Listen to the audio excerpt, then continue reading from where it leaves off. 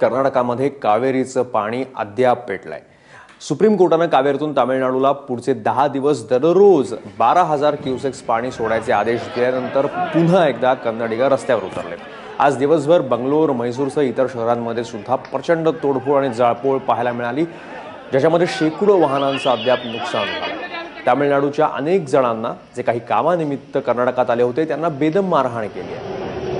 आंदोलकांचा संताप बघून लोकांनी बाजार आणि रोजचे व्यवहार आज सकाळपासून बंदच ठेवलेत, त्यामुळे एरवी गजबजलेल्या रस्त्यांवरही शुकशुकाट पाहायला मिळतोय। दरम्यान बंगलोरमधली परिस्थिती नियंत्रणात आणण्यासाठी तब्बल 15,000 पोलीस बंगळुरूच्या रस्त्यावर आहेत, तर लोकांनी कायदा हातात घेऊ नये असं आवाहन मुख्यमंत्री सिद्धरामय्या यांनी केलंय।